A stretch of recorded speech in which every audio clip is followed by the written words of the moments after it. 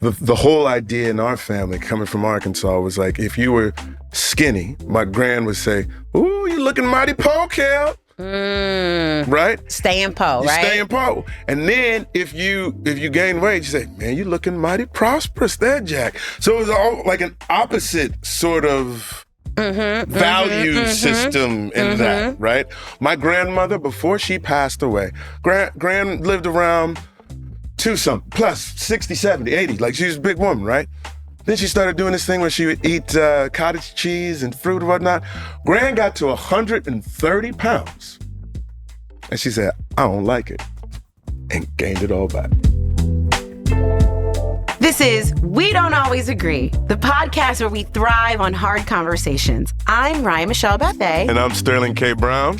We said I do almost 20 years ago, and two things about us: we love each other deeply, and we can disagree deeply about a lot of things. This is true, but we've been learning how to disagree healthily. And this show is our way of pulling back the curtain and sharing our evolution with you. Bird, is you ready? Child, I'm ready. Are you ready? Let's go, big dog. We Don't Always Agree is recorded at the Blackbird House flagship in Culver City, California. We are talking about, and my hope for this is that it really does illuminate something for women, especially for Black women and maybe even Black men who, live with that tension about their value being based on what they look like and how they are perceived in the world, and how weight is such an integral part of that. Yeah. Especially for people who find themselves in bodies and body types that are larger bodies or larger body types that just don't fit what people think of as the norm, Sure. Yeah. So we are going to talk about a lot of things, but primarily the language around how we talk about weight and how we talk about health and how we talk about health and weight. Yes. And yes, we have an expert today. I'm glad, because God knows we ain't. Let's bring somebody out here who knows something about what they're talking about. Well, is that what you want to come out of this episode, Sterling? Somebody who knows what they're talking about? What do you want to come out of this episode? I think what I want is to be able to distinguish between health and appearance and healthiness, right? Okay. Because so much of what this industry sort of values is appearance and not necessarily being healthy. I think coming from a family of like big folks or whatnot, I think it's important to have like a good concept of like what being healthy means, and seeing if we can divorce that from thinness being the end outcome of health. Does that make sense? No, that makes sense. I think there are different ways in which healthiness can manifest, because I think ultimately what I want is for people to accept themselves as they are while trying to become the best version of themselves. Health-wise, spiritually wise, mentally wise, etc. I hope you get that. I hope I do too. Let's see what comes from it. Okay. All right, so you were talking about we have these conversations in the kitchen, and I recognize that over the past several years, you've been listening to a lot of podcasts and whatnot in terms of body positivity and trying to find language that made sense to you. Was there a specific impetus? Was there something that you heard in particular? Was there an incident in life that said, like, you know what, I have to figure this out for myself? Yes and no. I think there are a lot of little things, and it's hindsight is 20/20, right? So you can look back and say, oh, it was this or it was that, and you see the little dots now. One thing was, I think I had never even heard of the term diet culture until the pandemic. Break it down. What is diet culture? Okay, I'm going to read a quote. Go, read a quote. Okay, I'm going to read this quote because so you get it right. Because again, I'm still kind of struggling with what it means. We ain't experts. Go, read your quote. Okay, so it's from Equip Health. At its highest level, diet culture is a system of social beliefs and expectations that values thinness above all. This system equates having a thin body with being healthy, and consequently assumes those in larger bodies are unhealthy, and puts the pursuit of thinness on a moral pedestal. Okay. Right. That's diet culture. That's diet culture. Okay, got it. Yes. Got it. And so a part of diet culture is to also, I guess, breaking out of disordered eating. Yeah, you mentioned disordered eating. Disordered eating is another part of diet culture, and it's just basically having any kind of heavy restrictions around food. And the idea that disordered eating is so very much accepted, particularly in this city, in this culture, like the Hollywood. idea that, like, yeah, I'm eating 800 calories a day, and that's like cool. Well, I wouldn't say that. More like, you know how we have a lot of friends who are like, I'm vegan. And it's just another stand-in for like not eating anything. You know what I mean? They go places and they're like, oh, or it's like everyone's always on a cleanse, or the people who are consistently on some kind of eating plan or something. And it's always around like, oh, I don't eat before noon, or I don't do this. You know, it's like you just have a lot of rules. People who have a lot of rules and regulations around eating and how they eat. And there's just not a lot. And what it equates to, in my mind, and how it relates to diet culture, is that there's just no freedom around food. There's no freedom and ease around food. There is a great deal of restriction and concern around what I eat, when I eat, because it's always in this pursuit of thinness, right? And I've fitness. Thinness, yes. And I've always said that if you secretly asked people, I'll take 5 years off your life if you can be thin for the rest of it, I think a lot of people that we know would take that deal. You know what I mean? So but it's because we have an awareness around, eating disorders, and no one wants to promote eating disorders, but then it sort of shifts from eating disorder to, oh, I'm just trying to be healthy. I'm just trying to be healthy. And because healthy and thinness are inextricably linked, it's like, oh, well, it also means I'm going to be skinny too. You know what I mean? Yeah. And so that's what I was trying to unlearn, because I just thought that a lot of those mindsets were really unhealthy, and not, at the end of the day, whether they were unhealthy, I didn't feel like they were helpful, to like live a very full life, like where everything is just, sometimes when it comes to diet and diet culture, and especially for me, what it felt like was my life was very condensed around this one little focal point of my life, which was my diet and what I put in my mouth, and how I burned it off. You know what I mean? Do you think you'd feel it as acutely if you weren't an actor? No, I don't think I would feel it as acutely if I were an actor. I can't imagine that I would feel it as acutely as an actor. Or even if you lived in New York versus LA in terms of your career. I think living in New York versus LA would also help. I think there'd be a little bit more ease and freedom for me.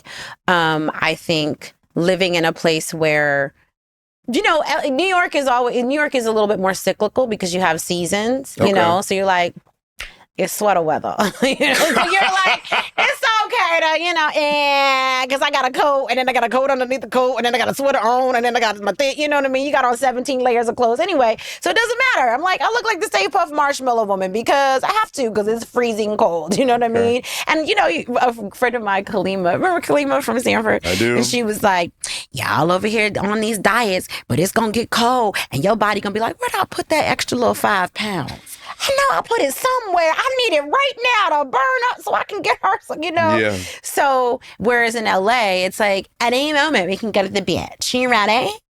Yeah. It's, you're not ready for gentle floss on the beach? Stay ready in a way that you don't have to. Yes. So LA, I feel like, has a little bit of a stay ready so you don't have to get ready kind of mentality.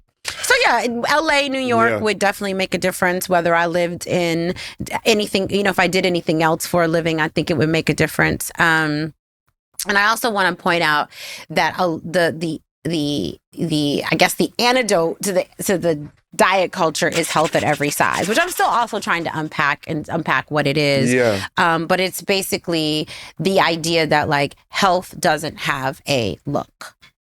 Right? Healthy doesn't have a look. Like, and trying to get away from and unpack the idea that healthy looks a very specific way. And that, there are people who run marathons, there are Olympic athletes, there are all kinds of people in all kinds of different bodies doing wonderful things with those bodies and are healthy. But it doesn't necessarily have to relate to if you have a 6-pack, you're healthy. And conversely, like if you're going to look at some of those people who are bodybuilders and fitness competitors, you know, some of the things that people have to do to get ready for those kinds of events and photo shoots are unhealthy. A lot of the things are unhealthy. It can be very unhealthy. Yeah. I agree with that. So, you know, I know we agree on that, but I know that there are a lot of things that we don't agree on in this.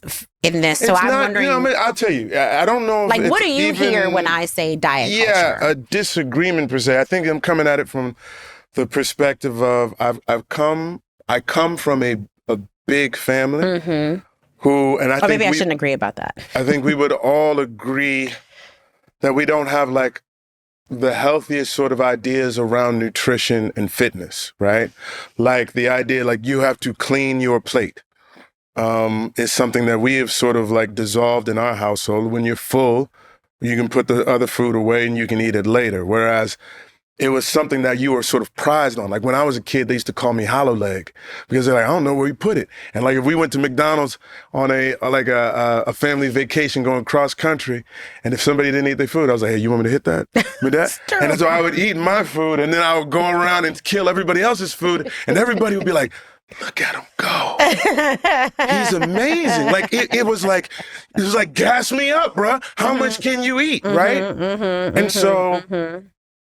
And so for me, when I think what I heard, the trigger was like, are we encouraging people to not be mindful with regards to the fuel that they are putting in their bodies and the way in which they are moving their bodies to maintain flexibility, to maintain just mobility, et cetera, et cetera. Like I'm sort of coming at it from the perspective of like, I want everyone to be healthy.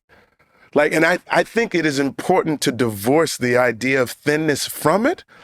But like, I know that I have a family of many obese people. And I know that like the habits that we have around consumption of the quality of food that we have, the frequency with which we eat it or whatnot, and then our ability to move our bodies afterwards is affected by it. And I just want to make sure I love everybody, and I want everybody to love themselves. And in the midst of loving themselves, I hope they are also encouraged to become the best version of themselves. So I don't know if that's like, are we saying something different? Are we saying the same thing? I don't know, which is why I'm really glad we have an expert, because I don't always know, because I do know that there is something to be said for the fact that there are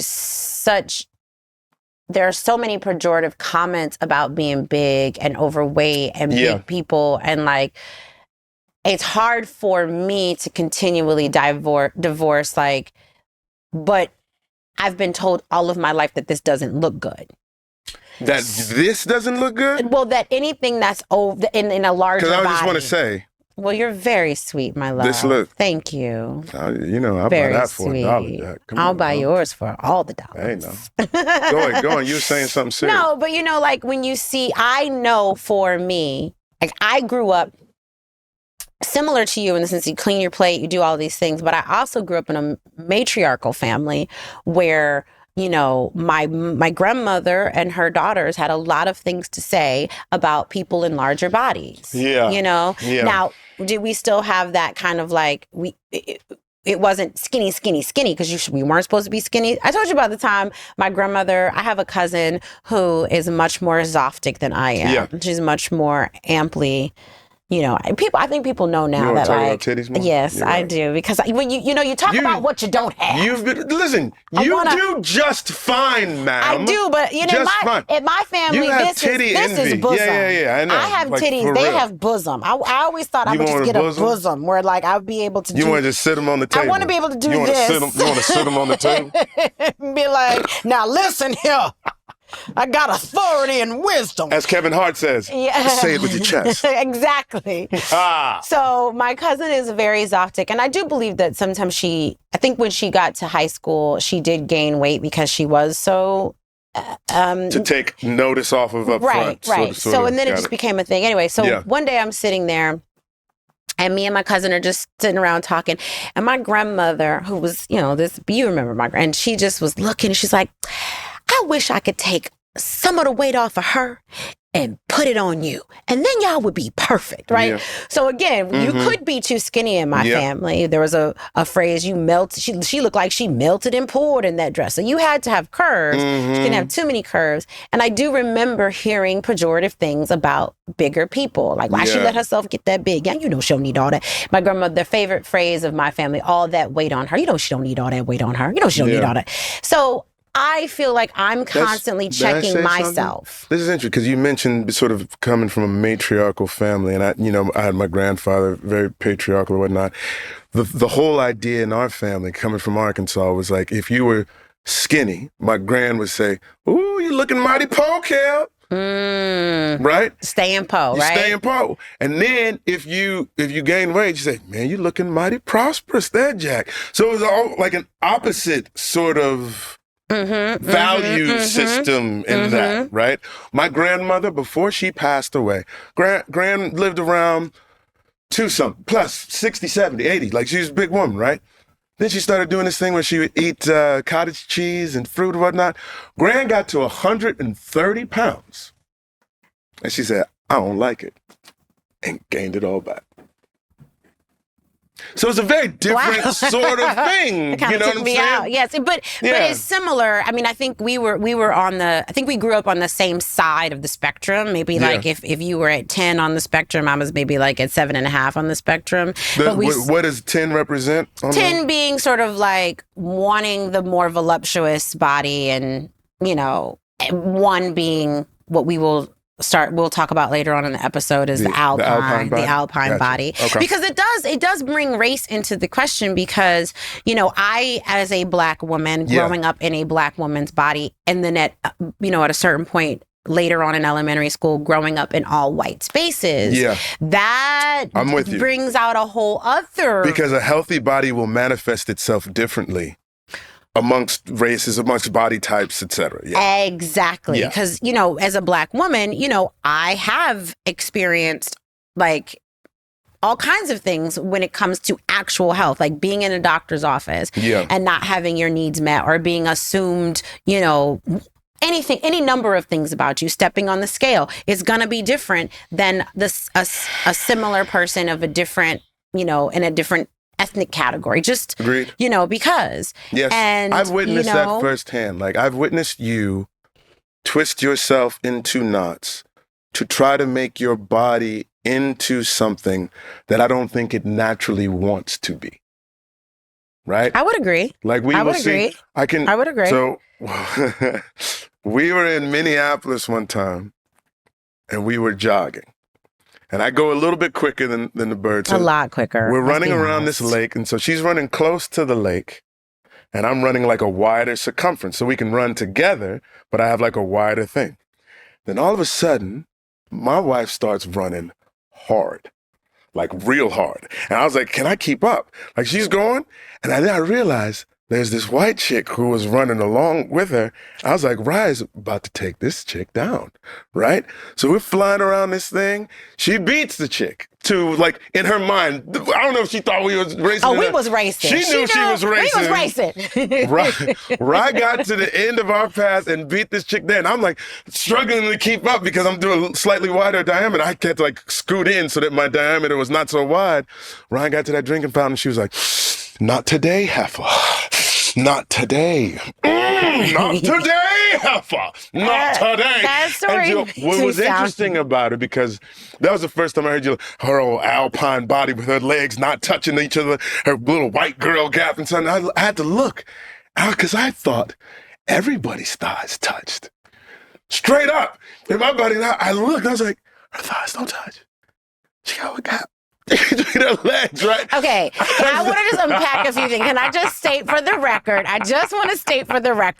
that I'm competitive, and it's not, race has nothing to do with it. Huh? I don't see color when it comes to my competitiveness. This is true. I just want to say, and the fact that she was white is because we were in Minneapolis, and that is the majority of people that are there. She could have been brown, yellow, Puerto Rican, or Haitian, and I would have still raced her, okay? Well, she started racing me, so she came for me. And if you come for me, I don't care who, what, when, where, how. She could have, I have competed with many people in many things, and they might not even. I even race people down the sidewalk, right? So let's just. I just want to put that out there because I don't want anyone to think that Ryan is only trying to come for not today heifer for a white lady. Anybody can get this smoke, is what I want to say.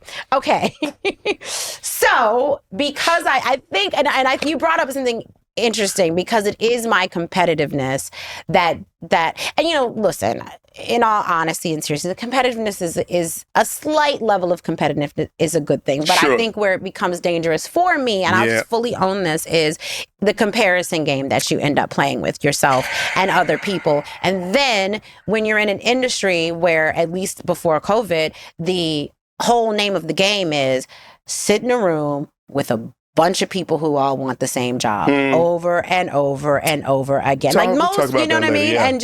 And so when it became the baby race, not the race to have a baby, but like it's, how quickly did she drop the weight after having baby, and when that didn't happen for me and my natural competitiveness, I really thought that something, and I've talked about this before, but I really thought something was wrong with me. And it was like, just lose the weight, which seemed very odd to me because I had never been in a situation where I had wanted to lose a great deal of weight in a specific time frame, and the pressure was on. And while I do thrive under pressure, I don't think pressure and weight loss are, I don't think you can put those two things together, what we found, and you tell me if this is right or wrong, or put it in your own words, is that you will set these very lofty goals for yourself.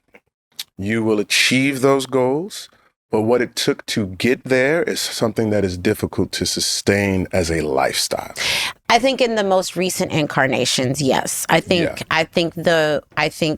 prepping for the first time I ever went on a true like red carpet prep. I have a life coach. And she, we touch on every area and aspect of my life: nutrition, diet, workout. Her name is, everyone knows who she is. She's AJ Johnson. I'm very grateful that she's in my life. And we started working together because we wanted to like hardcore prep for the red carpet and, sort of new body, new me type of thing. Ryan don't play on the red carpet. New mindset, new body, new everything, because it's, it's holistic. Mm-hmm. And that was, that level of work was very hard for me to maintain. And I don't even know that was the intention to maintain it. Yeah. But what I did find, and how I stumbled upon all of this, was discovering that that sort of, they call it the biggest loser effect.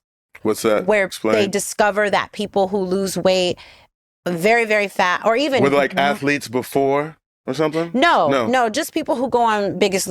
I guess the idea, I think the statistic is like something like 98% of all of the people who have gone on Biggest Loser have gained their weight back or more. And I think there's only one person in the history of the Biggest Loser who's been able to sort of maintain a weight loss. No one has ever maintained what they wanted. Right. So let's say they started at 3 and they ended at 120. There's been nobody who has maintained that 120. Goodness gracious. Right. And the scientists are really looking into this kind of like boomerang weight loss, like why that happens, like what does it do to your brain, why diets fail, diets don't work. And I think that's actually kind of how I stumbled upon all of this. Mm-hmm. It's just this idea that, we tell people to go on diets, we tell people to lose weight, and then what are we what is sustainable? Yeah. And really delving into that. I think that's how I kind of got on this journey. Yeah. And, and also, again, telling one on myself, being perfectly honest with you, it was never about health for me. I'll be perfectly honest with you. And I don't know that I've ever said that out loud to anybody. I appreciate you saying that. But it was never about health. No doctor has ever been like, I'm really concerned. I have, blood pressure. No doctor has ever told me, I'm concerned about these metrics. Right. Sugar, blood pressure, cholesterol, any of those metrics. Now, but I have had doctors be like, well, according to the BMI scale, you could stand to lose, right? But nothing else. There were no other indicators, right? Now, again, we're not experts. No, I'm not a doctor. So maybe a doctor would be like, actually, it's the blah, blah, blah. No, but culturally, like even me, like who I think maintains a pretty decent fitness or whatnot. Decent? Like, no. Sir. But I'm saying that to say that like according to charts based upon whoever the people that they're basing the charts off of, that I'm overweight, right? Yeah. You know what I'm saying? Like, you're 6 feet tall, you should be 180 or whatnot. If I'm 200, but I don't have, I'm doing all right. They're like, yeah. So the charts themselves have some sort of bias. Right, the chart. So so I guess I'm pointing out that every other metric was okay. Yeah. This chart said that part of it, the weight, so you should lose 10 pounds. For me, I was never like, it was never like a smoking, well, you should stop smoking, right? Like, it was never that, And so for me, my whole thing was, again, if I'm being really, really honest, every pursuit of weight loss that I have ever gone on has never been about actual health. It's been about and bringing down any kind of numbers and like, All right. So listen, we basically agree that while we come at it from different sides, there should be more humane language around health and weight. Yes, we do agree on that. And I will agree to the fact that I am also trying to unpack my knee-jerk reaction to bigger bodies as automatically having something wrong with them. For myself too. I'm with you. Because I guess that would be important for me because of the family that I come from and sort of the history of heart disease, etc. Like, I do have a connection in my mind, and if that disconnection needs to transpire, I'm open. Right. And also always adding that layer of like culture, the culture that we come from, and honoring the culture of I don't think there's anything wrong with eating as a part of celebration. No. Do you know what I mean? And I don't think I don't want to make our culture wrong for doing that. I don't want to make our culture wrong for, we're not that far into the new year. And it's like New Year's Day. You have your greens, you have your cornbread, you have your black eyed peas. I don't think there's anything wrong with marking moments of joy or even sadness with a meal, Neither do I. And many cultures do that. And I think that I don't think we should just say just because certain cultures, Western American culture doesn't do that, makes that right. Family. Well, but your family is a part of our, we share, we're both black. It's a black family. We're black culture. Listen, we are black culture. We also agree that, we don't have all the answers and we definitely need to have a professional. We definitely need to have a professional. So you want to talk about who's going to come join us? I cannot wait to talk about her. She's amazing. She's a registered nutritionist and certified personal trainer. Her name is Kelsey Ellis, and you can find her what do they call her moniker, her IG, her name in the streets, her street name. I like that. Her street name is Healthy with Kelsey. That's her street name. Healthy with Kelsey. So we will be right back with more. We don't always agree. As parents, we are always looking out for our kids' health, right? You want to give them stuff, but you don't want to give them too much sugar. Nope. So you sometimes ever feel like so many kids' vitamins are basically just candy loaded with sugar, chemicals, and other junk they don't really need? That's exactly why we love Haya. Haya vitamins are pediatrician approved and have zero sugar or gummy junk. Just a superpowered chewable vitamin with the stuff kids need. It's packed with essential nutrients from organic fruits and veggies, things like vitamin D, B12, zinc, and more to help boost immunity, energy, and even focus. And I have to tell you, even kids who are a little bit more, let's say, picky. We have some of those. Will like them. And the best part, they send you this cool reusable bottle with your first order that your kids can decorate stickers or whatever. Then each month, eco-friendly refills arrive right at your door. Kids love stickers. We've worked out a special deal with Haya. Get 50% off your first order by going to hiyahealth.com/WDAA. That's HIYAHEALTH.com/WDAA. Give your kids the full body nourishment they need to grow into strong, healthy adults. Don't wait. Go to hiyahealth.com/WDAA today. Ooh, yeah. Yeah, yeah, yeah. So the whole point of all of this podcasting stuff is to talk to super dope, super cool people and people that I am obsessed with. And I am absolutely obsessed with our guest today. And we get to talk to registered non-diet holistic nutritionist, certified personal trainer, and the fitness baddie herself, Kelsey Ellis. Healthy with Kelsey. Thank you so much for being here today. Yes. We so appreciate you. For those of you who, for the people who are unfamiliar with you, you were a star athlete growing up, like a really good softball player. I was. And can you tell us about your journey in terms of nutrition, body positive, and do you even use the term body? I have so many questions. Do you even use the term body positivity? But can you give us a little bit of put some context on it for us? Yeah, absolutely. So as you mentioned, I grew up as a former athlete. I played sports my entire life. It was basically what I breathed, ate, and slept for the first 18 years of my life. And I was always a competitive kid. I was always that one that wanted to try everything and participate in everything. And then eventually you get to the point where you kind of have to decide, what's going to be your path. And I stuck with softball, and I actually went ahead and I went to college on a full ride softball scholarship. Okay. I played for Team Canada. And it was a big part of my life for many, many years at a very competitive level. After college, having had that background in really being rooted and always having a coach and always having this very strict regimen of exercise, of nutrition, of sleep, of everything, I kind of felt lost because I don't think there's a lot of support for people after athletics, especially for women. Mm-hmm. And so I found myself, trying to find habits that would maintain my health and my level of fitness. But I was just pushing myself into the ground and having that same competitive attitude, even though I had nobody to compete against except for myself. And, it took some negative toll on my body. Yeah. I was getting older. My body was not recovering as easily.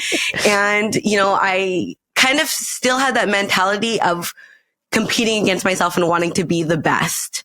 And I don't think that necessarily the skills that I was taught as a competitive athlete in this sense, as I got older, would necessarily still apply to the approach I needed to take with my health as I became older. So, having that competitive background, not really, knowing what I wanted to do with my life as I came out of college, I actually decided I wanted to get into the world of fitness, as one does, with a competitive athletic background. So I started working in a fitness gym that was for ladies only.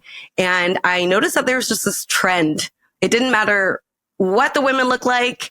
Everybody came in with the same goal. It didn't matter if they were a size 2 or a size 24. Everybody had the same kind of ideal reason for coming into the gym. And, you'd look around the gym and it would just be packed on the treadmills. Nobody was touching the weights. And all the messaging and marketing was directed towards, lose this, shape this, tone that. And, I saw that same kind of language when I would sit down with people and have consultations.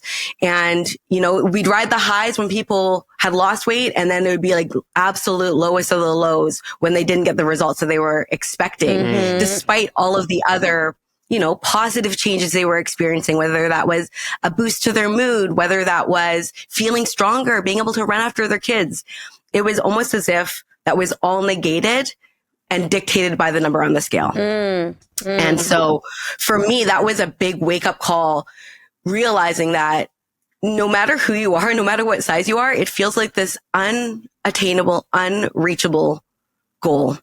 And I recognized that as I was training with my clients, I too was experiencing the exact same thing. Really? I was, as a coach, contributing to that same mentality of, doing weigh-ins, taking measurements, asking clients to track their food. And I realized, I don't know that this is actually helping anybody, but maybe it's actually to their detriment. Did and you for have me, an that's kind aha of where moment? Where you said, I realized, what was that aha moment that made you realize this might be a detriment? Yeah, definitely. I had a very pivotal aha moment.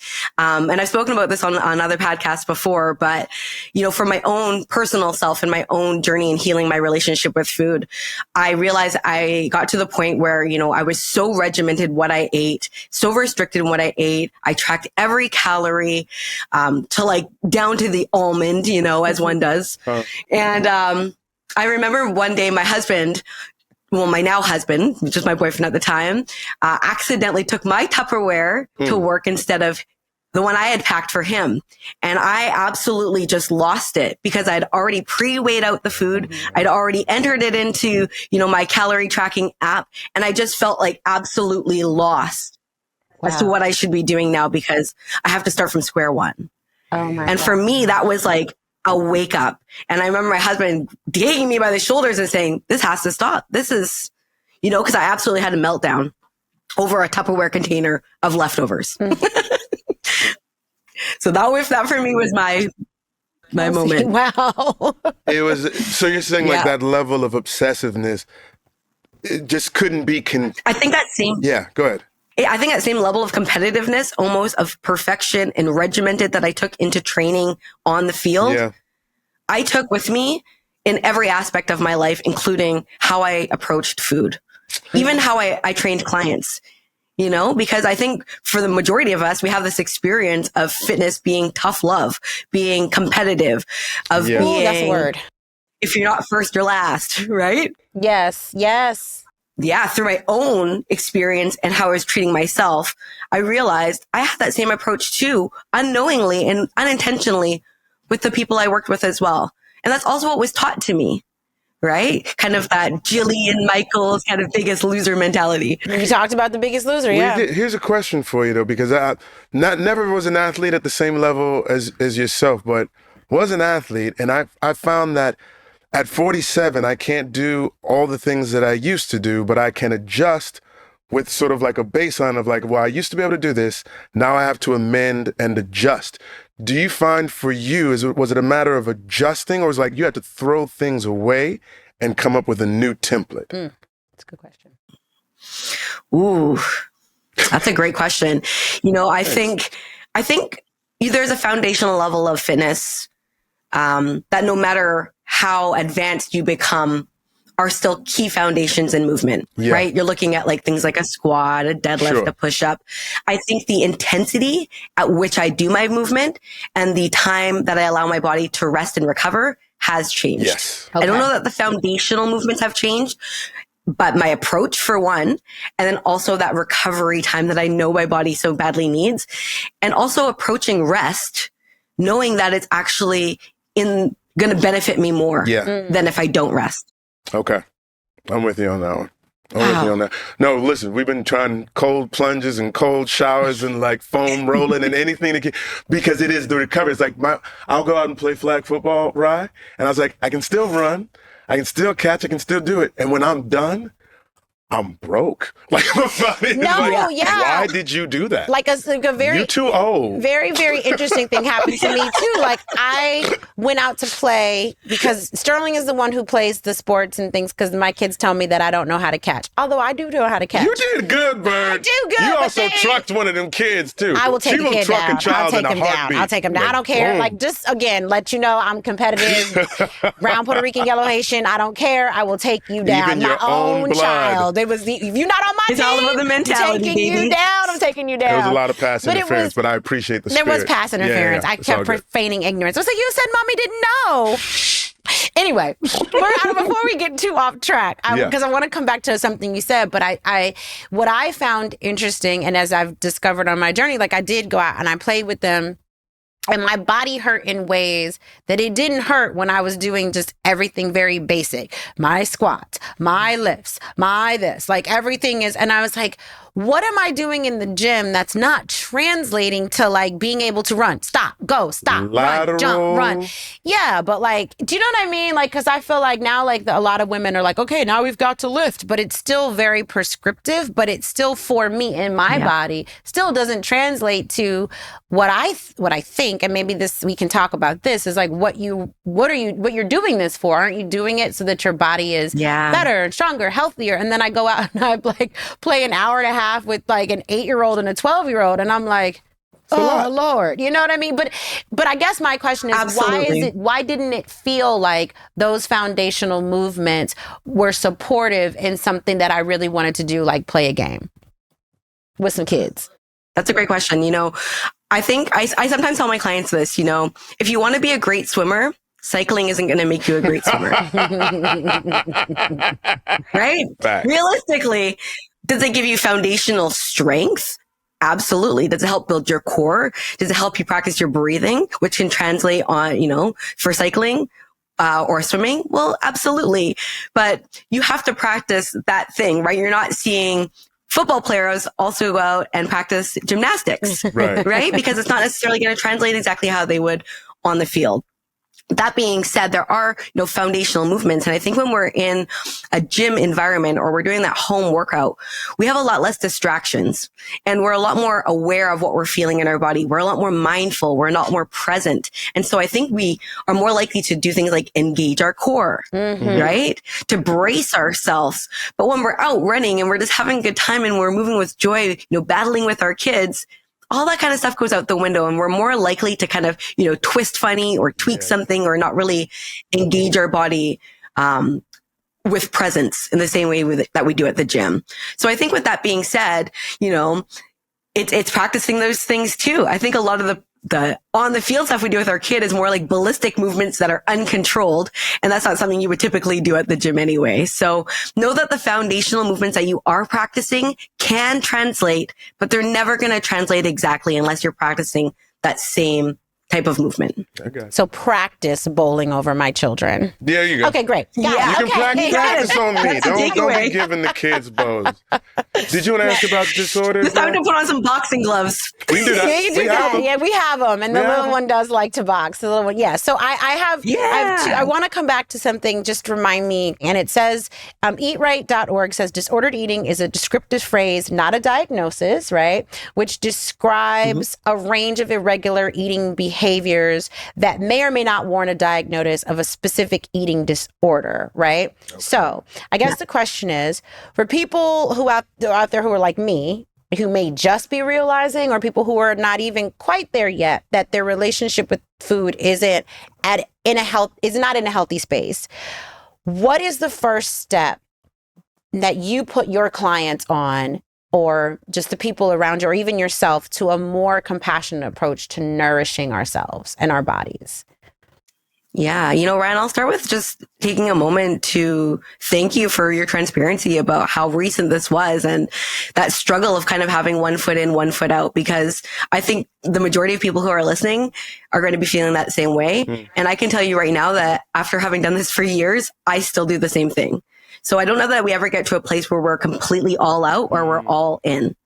And I think that is one of the most important things to remember when you are starting to take this journey of recognizing what your relationship with food and movement is like and what the relationship with your body is like, is know that it's not black and white. And I know that we're hopefully going to talk a little bit about body neutrality later, but I think it's important to address it right here and just say, allow it to be what it is and take each day for what it is, rather than having this expectation of what you think you should and shouldn't be doing. Because at the end of the day, you're going to get to where you're going no matter what. And the process that you learn along the way is going to be the most powerful part of it. Now coming back to where you were saying around what are some first steps that somebody can take if maybe they're noticing that they're participating in some of these disordered eating behaviors. And I would say the first one is kind of like you even said for yourself, is being mindful. Like, I don't think that people can really make any changes unless they know that they have areas to make change in. So, you know, I think that we live in this kind of world where everything is very automated. We're very distracted. It's very hard to tune into our body. And so we don't necessarily even know that we are making disordered eating behaviors, you know? And so I think first and foremost is just being mindful. Taking the opportunity to become aware of what we're putting into our body, how we feel when we eat, what type of media we're consuming, the inner dialogue that we have with ourselves, and recognize if whether those things that we're consuming are actually in any benefit to us. And if they're not, then we need to ask ourselves, why am I still participating in it? And for me, that's like the big ding, ding, ding. And it brings me into diet culture. It's like, well, why am I still doing it though? Even though I know it may not be the best for me. May I say one thing Yes, too? of course. Because I'm curious if you have any insight on this, Kelsey, in terms of the images that people are constantly bombarded with, and then in terms of us being in an industry where we're being asked consciously or subconsciously to embody that image, right? And so I'm just wondering, like, in terms of body neutrality and Hollywood and being Black in Hollywood, if you have any thoughts towards that and whether it's amplified here versus wherever, you deal with most of your clients. It's interesting that you say that, because that immediately made me think of how recently, I think it was Pamela Anderson went to an awards show not wearing any makeup, and how pivotal that moment was. Yeah. And I think that we are in a place finally where people can actually embrace that. The outpouring of joy and positivity that surrounded that, it surprised me, because we know that Hollywood has, historically been very much perpetuating kind of like this ideal body. And I think that's even more challenging for people of color. My approach and kind of my thoughts around this and body neutrality is to be the change that we want to see. I think each one of us has a choice every single day for the actions that we take. And we can either have two choices. We are either continuing to uphold diet culture, or we're helping to dismantle it.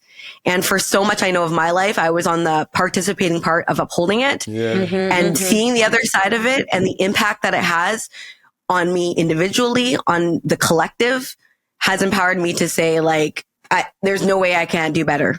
Once you know better, you do better. I like that. Once you know better, you do better. I feel like I would be remiss if I didn't bring up the fact that if we could talk about intersectionality for just like a 45-second hit on what it's like, and especially because I'm gonna try to make it quick.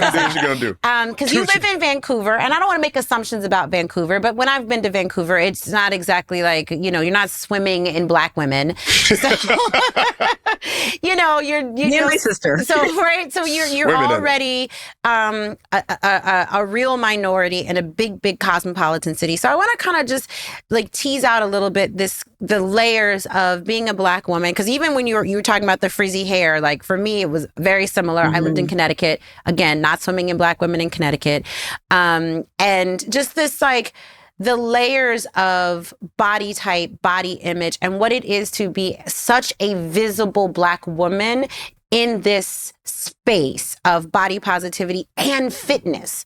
Because I just feel like you have so many layers, and you are surfing all of those layers with a grace and a brilliance that I just want to kind of help us tease that out a little bit, so we can get just a little bit of that glimmer of how you are so graceful and brilliant with those ever shifting identities. Oh, thank you so much. I'm so flattered. It's been interesting. I'll start with that. Yeah. It's been interesting, the further along the journey that I've gone on, the more I realize that I've had to overcome more barriers. There's no doubt about that. Whether that just be algorithms, whether that be, just people's kind of implicit bias about what they expect, whether that be, performative actions by companies or people, to really capitalize on kind of, the Black Lives Matter movement over the last couple of years. So I think at the end of the day, I've really learned that if I don't see it, create it. Like that is something that I hold so deeply in my heart. If I don't see it, create it.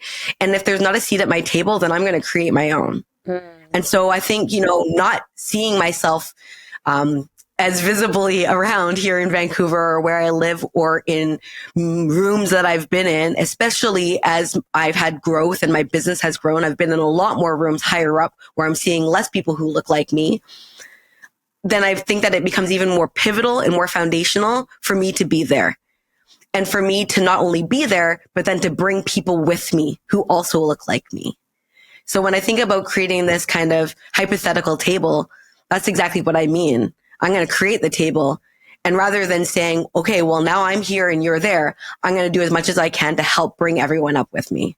And I think that maybe that's where people feel that sense of connectedness and seen and validated in the work that I do, because it's not just for me. It's not just about me. It's about us. And particularly other people who look like me with a marginalized identity. And the more that I embrace my frizzy hair and the more that I see myself as beautiful, I think without a doubt, it gives other people the same permission to feel that way about themselves. And you mentioned earlier about kind of this kind of firefly on the pathway. And it struck me as interesting just because so many times in my life, I've said, you know, you can light a fire with just one torch. And that's how I feel. I feel like something maybe greater than myself passed a torch to me. And now it is my duty to light the torch of others. Honestly, the only reason I'm even going to begin to sort of wrap things up is because I know that I could talk to you forever. I talk to you in my head. People sometimes say to me, "Oh, you're my best friend in my head," and I'm like, "Oh, that's sweet." But now am having that experience with you. I'm like, "You're my best friend in my head." I take you with me when I go for walks. On my treadmill, and so you really are. If I can do anything in this, interview or whatever, this conversation is that, for sure you are lighting torches all around. So I just appreciate everything that you do. And we both appreciate your time. Absolutely. And coming on to, We Don't Always Agree. But I think we agree that she's dope. She's dope. She's absolutely wonderful. If folks want to find more of you and the services that you provide, where can they find you, Kelsey? Yeah, find me on Instagram. I think that's, the platform where my biggest discoverability is. It's at healthy_with_Kelsey. You can also just Google healthy with Kelsey and I'm sure I'll pop up in there as well. But yeah, definitely reach out, connect. I utilize my platforms going both ways. I love to have dialogue and I really think of my platforms as being the sense of community. Right? When I say I want to have those harder conversations with you, I really mean it.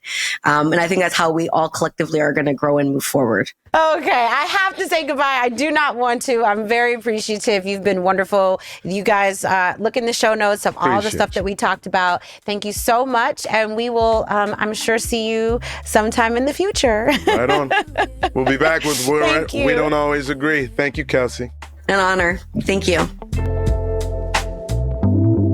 I could stare at you for 100 years and I never blink. Hi, everyone. So I'm here today because I want to share something really super duper exciting. Branch basics. Now, I love a good bag, so we're already starting off strong. I just want to know that, when I got these products, I noticed a really big difference in, first of all, the smell and just how fresh everything smelled when you didn't have all those harsh chemicals hanging around.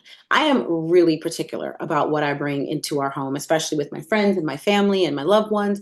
And Branch Basics it's a go-to for everything. Your countertops, your laundry, even the bathroom.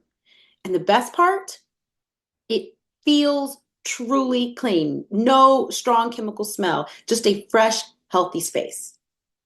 And some of you are going to love this part. It's safe to use around pets. I used to worry about what might be in the air and on surfaces because of, they're all into everything, but you don't have to worry with Branch Basics. So I just want our space to feel safe for everyone. And Branch Basics does that with a formula made from plants and minerals. Plus, it's just so versatile. I mean, you could even use it to, clean up the car interior. It would work great. And get this, one Branch Basics concentrate can replace so many other cleaners. Just one bottle of concentrate gives you 13 refills. It's really convenient, easy to keep stocked up on, and makes an awesome holiday gift, which is just, we're always looking for the perfect gift. This makes an awesome holiday gift. It's a way to help your friends and family create a cleaner, healthier home. So here's the deal. Get yourself and your loved ones the best gift of all, the gift of clean with Branch Basics. For a limited time only, our listeners get 15% off and free shipping on their premium starter pack when you use code WDAA at branchbasics.com/WDAA. That's 15% off your order at branchbasics.com/WDAA with promo code WDAA. Please support our show and tell them we sent you. Get Branch Basics this holiday season because cleanliness matters. And honestly, it's such a good choice for the holidays. Did you know that most conventional cleaning products are full of harmful chemicals that can irritate the skin, disrupt hormones, and even pollute the air in your home? With Branch Basics, though, you don't have to worry about any of that. You get a clean home and peace of mind. I mean, this is a really great cleaning product that you can feel good about. And as someone who has had issues with allergies and friends and family, I just breathe a lot easier knowing this is safe. No more harsh smells, just fresh, healthy air. So, make the switch to Branch Basics today. Get yourself and your loved ones the best gift of all, the gift of clean with Branch Basics. For a limited time only, our listeners get 15% off and free shipping on their premium starter pack when you use code WDAA at branchbasics.com/WDAA. That's 15% off of your order at branchbasics.com/WDAA with promo code WDAA. Please support our show and tell them we sent you. Get Branch Basics this holiday season because cleanliness matters. Supporting our show with this link and code really means a lot. Thank you so much. And here's to a cleaner, healthier home. It is time for my favorite part of the episode, which is why I'm hot, or what I like to call why Ryan is right. Okay, or we wrong. have a topic. We get it. Usually right. Hot, always right. And we just talk about why I'm right, and we pick a topic. You got 2 minutes, and What's you ready? today's topic? Let's go. Okay. Come on, I'm ready. It is, and I like this one. Would you rather experience the physical benefits of exercise without actually working out, or enjoy the mental benefits of meditation without having to sit still and meditate? I don't know what happened. I was still taken aback. It was a good question. I get an extra point. I should say that because since you had that very meditation loud without noise. having to sit still. Okay. Sit still and meditate. I'm going to say I would like the benefits of meditation without stillness. I think I'm a very kinetic person by nature, and I actually enjoy the workout. Like I enjoy playing basketball or the pickup flag football games or, games with soccer and stuff. So that's fun for me. And actually it feels like more work sitting still. So if I could get the benefits of sort of being in alignment or whatever, but still being able to move all the time, I'm probably going to take that myself. What would you say? I would say neither, but I can't say neither. Why would you say neither? You got to pick. I was just about to say this is why I I'm can't hot, say 'cause you can't be saying neither. But I would do the opposite, but for the same reason. But for the same reason. Right. Explain. So I would rather the benefits of exercise. Wait a minute. I would rather do the meditation. So no, I'm picking the opposite, but for the same reason. Because I know that the bigger challenge for me is sitting still and meditating. And I feel like I need that if I could conquer that discipline of really meditating, that conquering the discipline is just as important as whatever the benefits of meditation would be. So I think I would rather get the exercise because exercise is easier for me. So I'll do the thing that's the easiest. You're saying the same thing. No, I'm not. I'm saying you agree with me. No, I'm saying you can't even think for yourself. This we're is terrible. saying the opposite. I don't think so. Say it again. You don't even know what you're saying. You picked. Try one more time. Go. You picked getting the benefit of meditation without meditating. Correct. I am picking getting the benefit of exercise without exercising. Because of the same reasons. Meditation is harder for me than the physical exercise. So I feel like if I could actually conquer that discipline, I have the discipline of working out in my life. I have never quite had the discipline of meditating every day for a year straight. 1 second. You wake up every morning, you go to your little enclave in your closet, right? You sit on the floor, and as I'm walking to the bathroom, I see. But I don't do it every single morning. I have fits You and do starts. pretty good, though. I'll do like 3 weeks where I do it, or maybe even it might be good for like 4 months, and then I'm not good for like 5. So for me, I'm just saying that's a big struggle in my life. Is I feel like I'm very inconsistent with it, and I would like it to be something as I would like meditation for me to be something like brushing my teeth. Do you know what I mean? Like as intrinsic and inherent for me. So we both said, wait, I'm just making sure we got this right. I'm a little confused. We both said we'd rather do the exercise. No.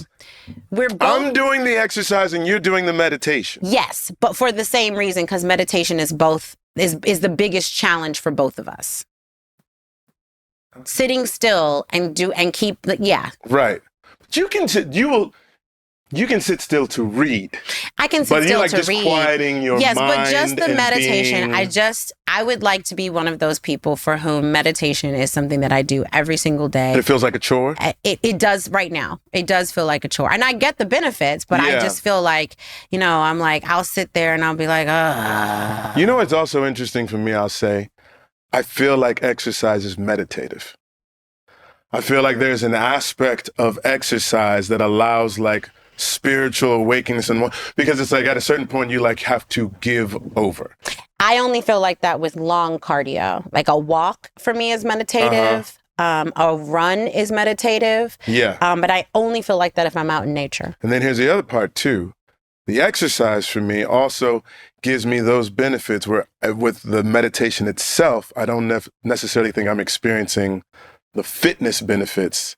Do you understand? Yes, but I do. Because I know that it's such, for me, actually conquering, sitting still and really doing it. Like, I feel like the mind is the biggest tool you have when it comes to fitness. And if I can crack that, I feel like I've cracked everything. You know what? I don't disagree with that because it's the most important muscle inside of you. Is here. This is the most enlightened. This is why this is pretty good. This is all right. Like, we picked opposite things, but I think we're sort of like in alignment, which is nice. It's nice. You know what? Even though we don't always agree, it's nice to agree sometimes. It is nice to agree sometimes. You're a strange person. We should get out of here. Thank you for coming to We Don't Always Agree. Please tell a friend. Come back. Check out another episode. We will be here for you. And thanks we love to you. Kelsey. Mwah. Yo, KE was fantastic. I could walk with you for 1,000,000 miles and my feet would not get tired. Where you go, I'll go. Winter or summer.